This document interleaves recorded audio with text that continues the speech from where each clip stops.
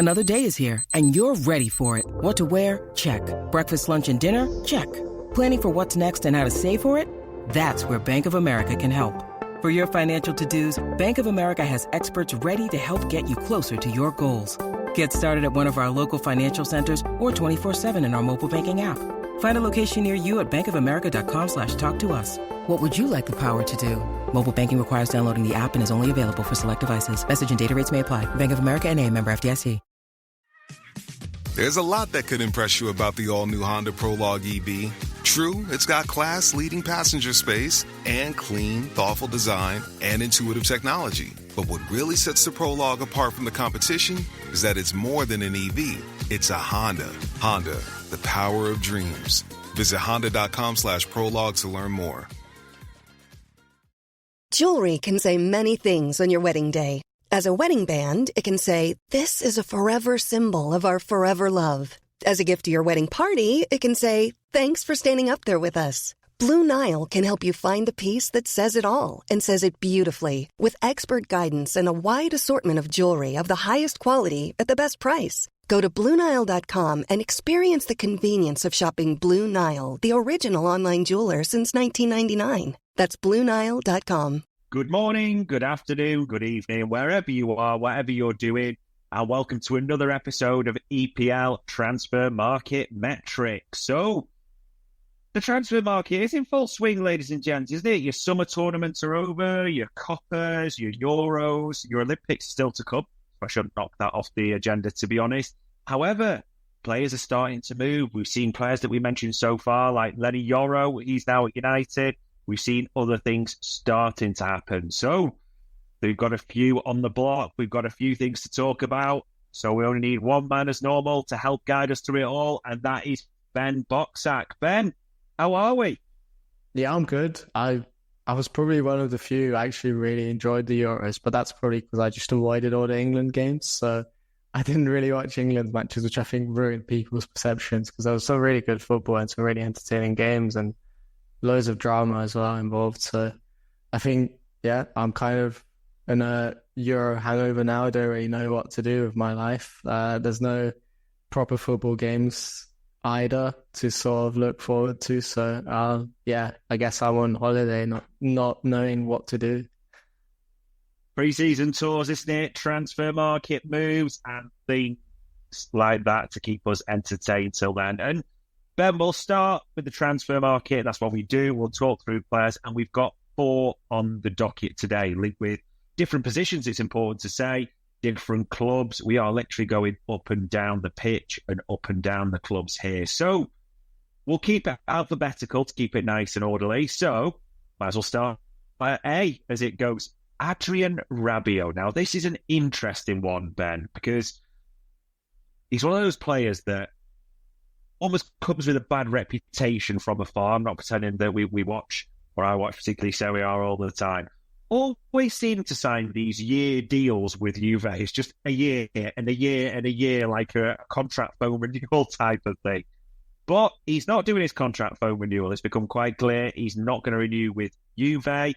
There's a lot of headlines linked in with United and Liverpool. Liverpool ones have been quick dismissed, but there seems to be some substance, it's important to say, in Rabiot to United. So it's important we dive into this player. Now, free makes it attractive to a lot of people. People talk about his attitude and his history, so we'll get into that a little bit. But we start where we always start, is metrics. Adrien Rabiot is metrics for a potential Premier League player. Yeah. What do we reckon here?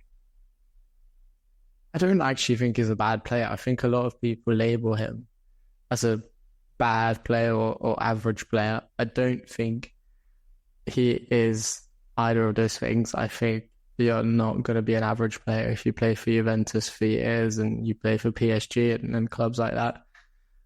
Right. I do think, he's a different sort of midfielder than maybe what clubs would be looking for in modern football. I think Mbappe pointed out at the Euros that without Pogba, he doesn't really have the sort of players who could spray passes out to him and find him in certain positions in France's midfield. Rabiot is definitely not that kind of player. And that might be the reason why France struggled a little bit. But what he does do is he does bring a lot of energy. He's really good at sort of running through the midfield, beating a couple of players and progressing the ball in that way. Maybe not so good at finding the final pass, but he does provide energy and that kind of thing. So he averages 2.44 progressive carries per 90, which ranks him in the 87th percentile among midfielders. He's the 75th percentile for take-ons, and he's also in the 89th percentile for non-penalty goals per 90, which, again, for a midfielder, those are not bad statistics. Yeah. That's pretty good. So that's all the positives. I think for me, he's a sort of industrious number 8. That's the kind of profile that I would describe him as. And a lot of teams need that kind of player, especially if you've got your technical number 8 on the other side. You could use a sort of player like Rabiot. He's 29, so he's not getting any younger. I didn't realise how old he was actually until I sort of looked up his profile. I thought he was a lot younger than that, but he's getting on in years. He'll be 30 next year. Like you mentioned, he's a free agent, so he won't cost clubs a transfer fee. But the question is, how much will that increase his wages? Because, he is 29. This is going to be his last sort of big contract. He'll want to get as much as possible. So I think that might dissuade certain clubs from sort of offering him a deal. I suppose the weird one with Rabiot is, like you say, 29, so he isn't the youngest anymore. I mean, his CB's impressive when you look at it. We also look at as you said, the setup and his impact in that. 5 goals, 3 assists last season. So not bad, but again, we're almost saying this theme, aren't we? Not bad, but not brilliant at the same time. I suppose if we talk, which we always do in terms of value, Ben, 29, it is probably going to feel like his final move. He's not done that 12-month renewal they always seem to do with Juventus. You probably fancy he's going to want more than if it's United, he's not going to settle for another 1-year deal, isn't he? He's going to want a few years on it. So he's starting to move to 3, 4, that type of thing, where you move into a Rabiot who's in his 30s as well. Like you said, signing on fee to consider, wages. I mean, this is a difficult one for me. Because we talk about value on the player, don't we, as well? Where do you think would be wise for almost United to maybe the right phrase is set their ceiling? Where do you think wages-wise, length of contract? It's a difficult one with a free agent, especially with Rabiot and what he might bring. Where are you sort of going numbers-wise, do you think, with this one? It's a tough one. I think probably between 100 and 150k. 150k a week would be the absolute maximum.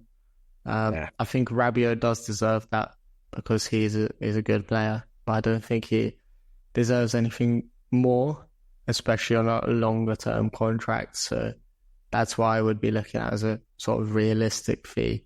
But he might be wanting maybe 200 and 250, and at that point it becomes pretty, I think, unfeasible in my opinion. Yeah, it is a tough one to find that point. And again, it's 29, so if you start offering like 3-4 years, it feels like Casemiro again, doesn't it? Where it could look good to start with, but all of a sudden you're on big money. You've got an aging midfielder. You've got a contract that goes for a while. So it's an interesting one, this, for United fans. And as obviously speaking about it for United fans, it can sound good on the surface, but when it comes down to it, Ben, you can go French international, 29, free, just played in the Euros. That sounds good. But the financials have got to be right to make this a good deal, haven't they, essentially?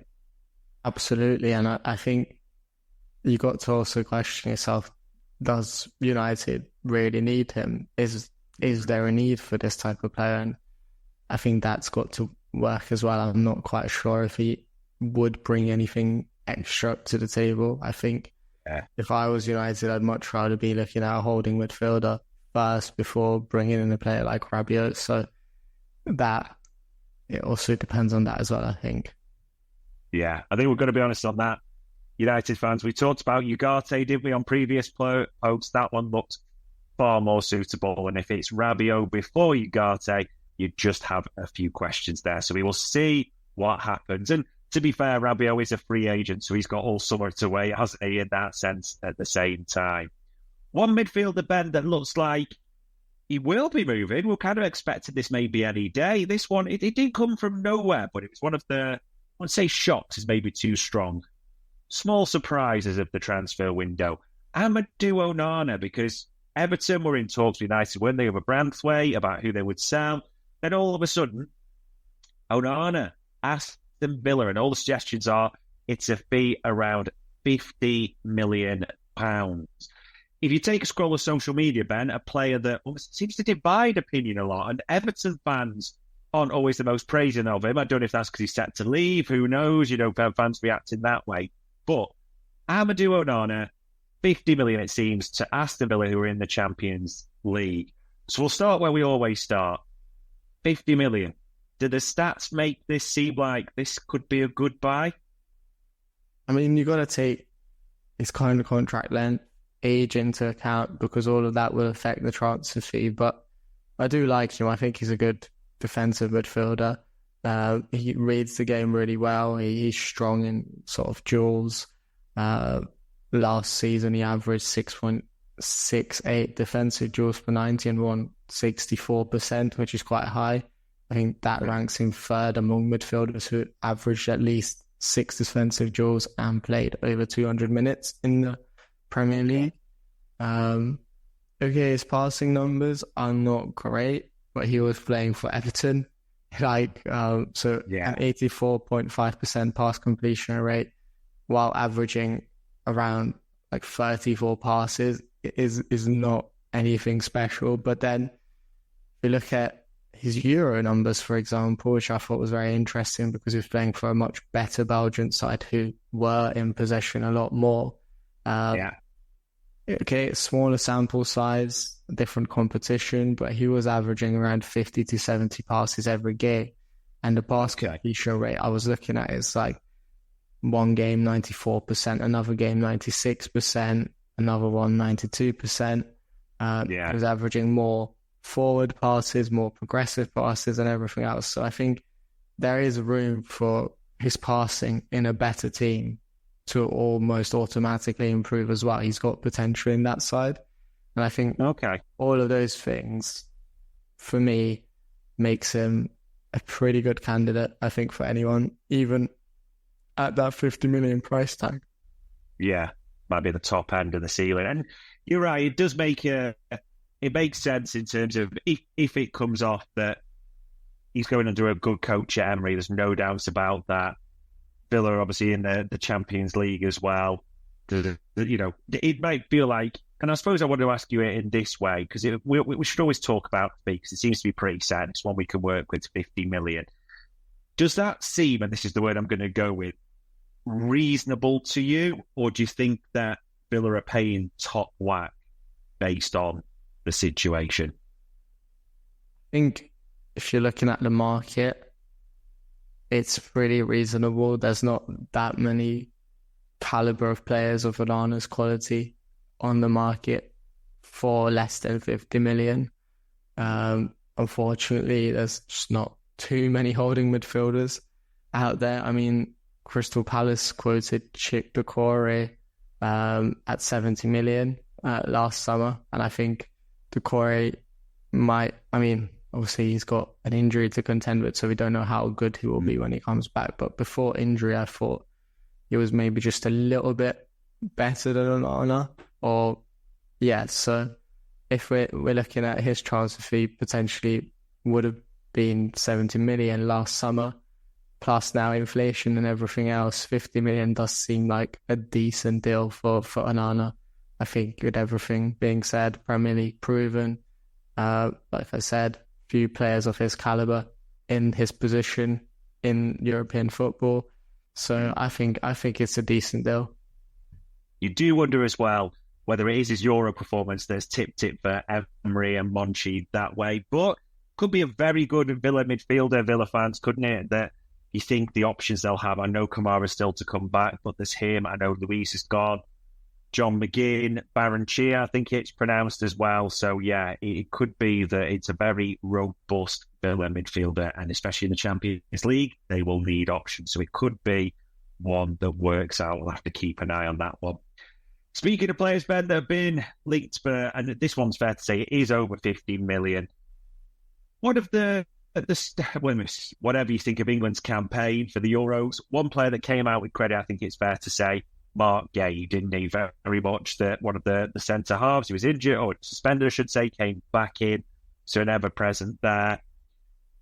Liverpool and Arsenal seem to be the ones mooted. Now, it's been clear for a while that Guehi doesn't look like he's going to sign a renewal. He's got 2 years left on that Palace deal, but the talk is Palace are going to demand 60 million or somewhere around that mark. I mean, people will look at it from the outside and go, he's done well for England, but we know that's not really a barometer of anything, Ben.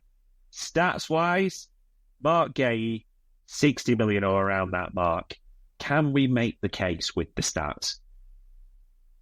Jewelry can say many things on your wedding day. As a wedding band, it can say, "This is a forever symbol of our forever love." As a gift to your wedding party, it can say, "Thanks for standing up there with us." Blue Nile can help you find the piece that says it all and says it beautifully, with expert guidance and a wide assortment of jewelry of the highest quality at the best price. Go to BlueNile.com and experience the convenience of shopping Blue Nile, the original online jeweler since 1999. That's BlueNile.com.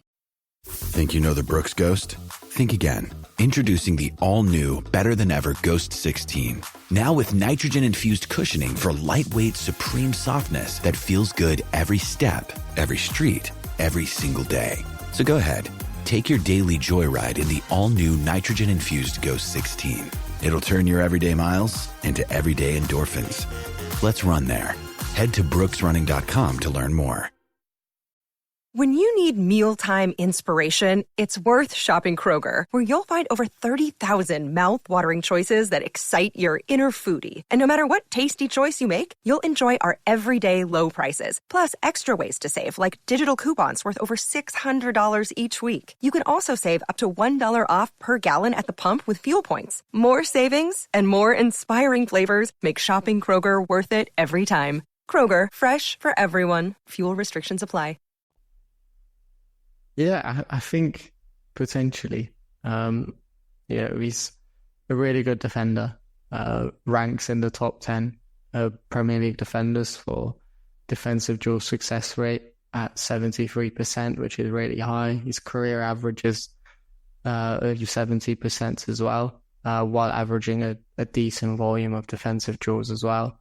I think at the last Euros, he made the most ball recoveries out of any defenders in the tournament. So we got to see plenty of his defensive action, and his actions were good. He was a very positive presence on the pitch. I don't think he was particularly at fault for any of the goals England conceded.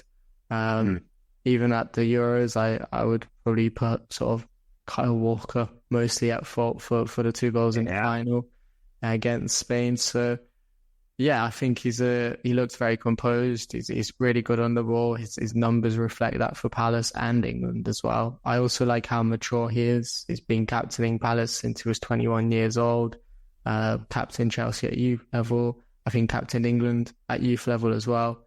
There's a lot of boxes that are being ticked for me in terms of his current age as well. He's still only, I think, 2000 born. He was born in 2000, so he's 23 or going to be turning 24 soon. That's still really young for a centre back. Yeah, I think the only question mark I have is last season he had the worst aerial dual success rate out of any centre back in the Premier League, winning just 39.73%, so under 40% of his aerial duels. I think he averaged around 2.9 aerial duels as well, so it wasn't a low or particularly high volume. It was just average, and to be coming out so low I don't know, that's kind of a concern, but I don't know if that's to do with Palace's system or maybe something that he was asked to do to sort of change his position, because if we look at the season before, it was averaging over 60%, which is quite good, while sort of averaging a sort of similar sort of volume. At the Euros as well, he averaged a similar volume, and it was again around 60%. So, there is a case to be made that this was just an anomaly and that something might have just gone wrong. I think you need to analyze pretty much every single aerial duel to sort of see what was the reason for the low volume this season, and then be sure of sort of what factor played a role and why he was more successful in the seasons before. Unfortunately, I didn't have the time to do that, but I think that's definitely something to look into. So that is the only question mark I have. But overall, I think he's a really good defender, even with the aerial duel success rate being low last season. I thought he had a good season. Obviously, he's homegrown, he's English.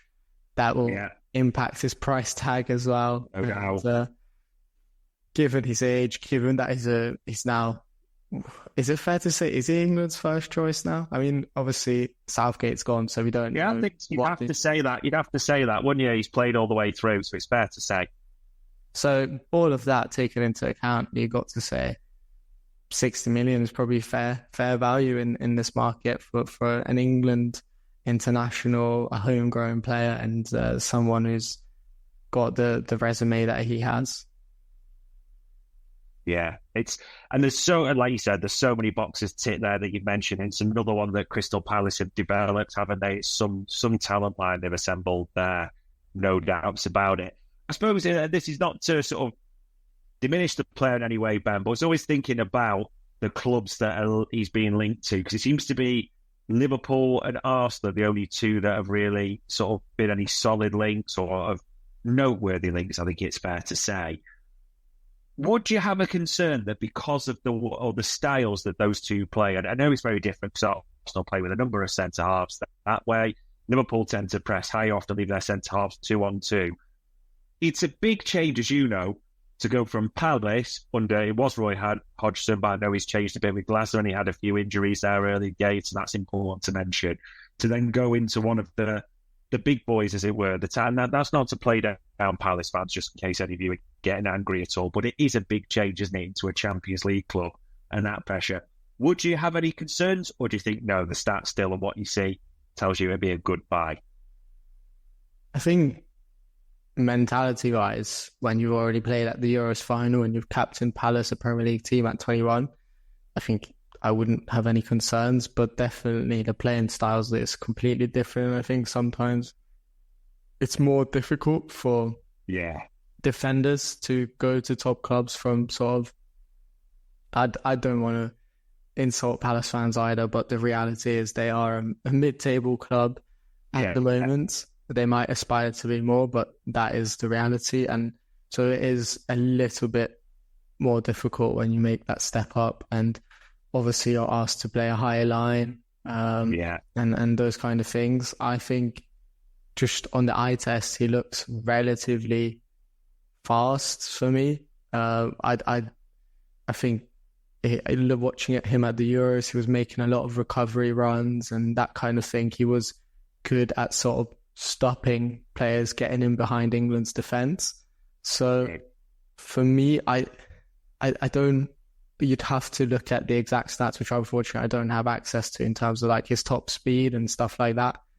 But on a hunch, I would say based on the eye test, I don't think he would struggle too much. And especially the flip side of it is the being able to progress the ball more and then bring out the ball from the back and those kind of things. I think he's absolutely fine with. He's really composed on the ball, and he's really good at those things. He's good at sort of averting pressure and being good under pressure. So for me, I don't have too many question marks over him in that sense. I think he is ready. He would be suited to. It's just a question of which club actually has the money to spend 60 million on a, let's be honest, Guehi, whether it's Arsenal, whether it's Liverpool, he's not going to be a guaranteed first choice. And as much as we say he's young for a defender at 23, turning 24, he's not going to want to sit on the bench all the time and sort of fight for his place. So those things will be sort of taken into account as well, I think. It's tough. It's why it would not surprise you if he actually stays at Palace this season, because like you say, that is a huge outlay. You look at Arsenal and think, well, they're buying Calafiori, it seems, doesn't he? So then you think, okay, they've got a lot of centre-halves there as well. He wouldn't be starting every week, definitely. Liverpool, the same anyway, and that is a huge outlay for a club like Liverpool. You also probably think, Ben, if he doesn't sign a new deal, and he does this season at Palace, then next year he's only got 1 year left on his contract, which then clubs will come sniffing. Because Palace don't need to sell right now, do they? They've just sold Elise, they've got the likes of SA. They're quite in a good position cash-wise at this current point of time. Does your gut... I mean, I'm being honest, my gut's telling me I would not be surprised if he stays this season with Palace and then looks at his options in 12 months. Would that be your take on it, or do you think something else will happen this summer? I mean, it wouldn't surprise me either, but at the same time, he has just been one of England's best players at the Euros. I know you said Palace don't need to sell, but Palace are a selling club at the moment, so they will want to make the most profit from their assets. And from their perspective, there's no better time to sell than now, when I don't think in a year's time even if he has, I don't know, the best season of his career at Palace. It won't be 60, Yeah, it won't be at that price. He won't have as high of a sort of status than he does now. So I think if I was Palace, I'd try to sell now. And if I was him as well, I'd try to go now, because I think right now there's probably the potential of more clubs being interested as well, because they've just watched him at the Euros and they've just seen what he can do. In a year's time, who knows what kind of defenders will emerge? Who knows, there could be other players of his quality sort of breaking through, and clubs will then sort of go for the hot commodity. And I think if I was him and if I was Palace, I'd try to engineer a move, because I don't think he'll have a better chance to move to a big club and to move for a big fee than he does now. Yeah. Be interesting to see, won't it? Yeah. Palace, Guehi, all the clubs have got a lot to think about. You're going to get the feeling that one's going to rumble till the end of summer when something does or doesn't happen. So we will keep an eye on that one.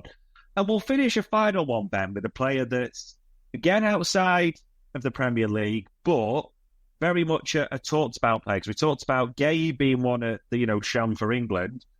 Well, there's not many players, if any, that shone brighter than Dani Olmo, did they? The Red Bull Leipzig player. Now, it's an interesting one because a lot of Premier League clubs have been linked with him. It seems to be a lot, Ben, because of this clause, whether it's true or not, the exact date. It seems, if we're reading it right, Romano tweeted about 12 hours ago that it actually has just passed. It closed on, the 20th or the 21st of July, midnight. That closed. But there's a lot of articles as you read it say that they would still consider bids for somewhere around that mark, 60 million euros, which translates, if you get them at Tesco, about 51 million euros, somewhere around that mark. Premier League clubs mentioned as well, Ben. City, Barca mentioned as well, but even Arsenal coming into the mix at the same time as well. We'll run the normal metrics like we do. Dani Olmo, because it's easy to get carried away with the Euros, but from the metrics point of view, can you see why Premier League teams would be interested in this player? It's a really interesting case. I think he's a brilliant technical player. We saw how intelligent his movement was at the Euros as well, particularly in the final. But I think that you could make a case that his numbers might be a bit misleading from the Euros. I mean, last season he averaged a goal or assist every 132 minutes, which is not bad. It's nowhere near sort of figures he posted at the Euros per 90. But obviously there was a very short sample size and he was playing in a different system. I think the concern for me is he had a goal conversion rate of just 10%. And we did see him even at the Euros, I think, sort of miss a few chances that you might have expected other players to take, particularly in the final. I think he had a couple of opportunities. So I don't think he's the greatest finisher in the world. I think he's a good creative midfielder, more than a goal scorer for me. But I don't know if I don't think he's had such a sort of standout season as, I don't know, like the equivalent of like Nkunku when he was at Leipzig, or Szoboszlai even. He had much better seasons than Olmo has had. And at the same time, the big sort of worry for me, and I think the reason why no one's activated his release clause, despite his good tournament, is the injuries. He had a lot of injuries last season. He had a lot of injuries the season before. They all seem to be sort of not related to each other, but different sort of injuries. So it does seem quite injury prone. I think he only played 1,554 minutes last season, which is really low. And all of those things for me sort of give me more question marks, more concerns, rather than be convinced that, yes, this is a player who is worth that 60 million euro release clause. Yeah, it's... we watch the Euros and get carried away off the European tournament. As we know, there's been some bad signings Premier League clubs have made off the back of a World Cup or Euros, whatever that may be. There's no two ways about it. There's a lot to like about the player. And I mean, because we have to be clear, the clubs that are linked, it's Manchester City, as far, other clubs like that. It's the big boys and that. Is your gut telling you, Ben, that just because of that injury record and the likes of Barca linked, so going back to his home country, does it make you think that the Premier League boys won't make the league because of things like the injury record and the overall numbers?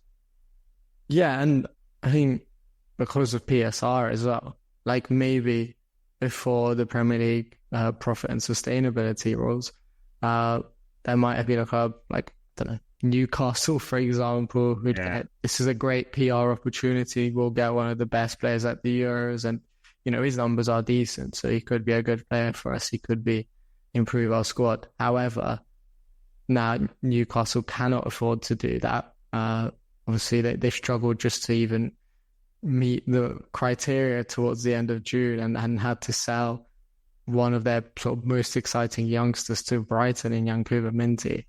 So I think given those rules, which is a good thing, by the way, I believe it's a good thing, but it does make it more difficult for Premier League clubs to take a punt on a player who is not 100% proven and who you have more question marks and concerns over.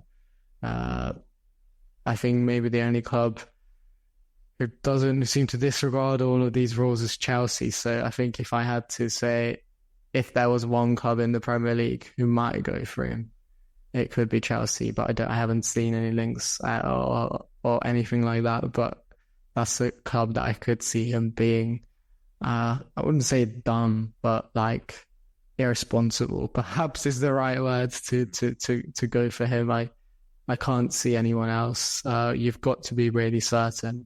I think when you're spending those kind of figures nowadays because of the new rules, and I don't think he is someone who elicits 100% certainty from a recruitment point of view.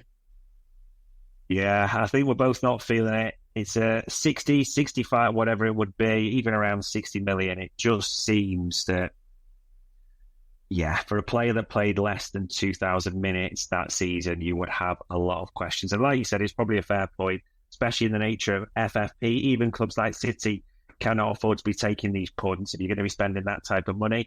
And we know the wages it's going to ask, and they're going to be huge. Yeah, I do not suspect. We'll have to see. We could be wrong, but we do not suspect we will see Dani Olmo in the Premier League anytime soon. So there we are, ladies and gents. We don't think we'll see Dani Olmo. It'll be interesting to see what happens with Mark Guehi, whether he stays at Palace or moves to one of the bigger boys, not to upset Palace fans. But yeah, one of the top four will be interested. Onana, there seems to be real value there for Aston Villa fans. That's a positive for you. Rabiot, okay, but the deal has to be right, United fans. And if it's sort of around 200k, we start hearing with 3 or 4 year deals, there will be alarm bells going that lessons haven't been learned. So we'll have to see what happens. Things will develop in the transfer market as they always do. So all that needs me to say is, Ben, as ever, for the time, the numbers, the insight, much appreciated, pal.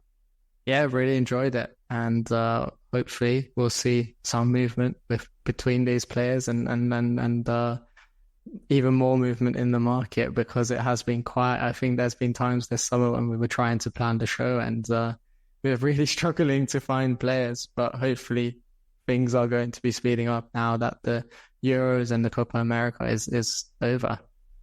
Yeah, and players are coming back, so fingers crossed they'll give us plenty of material.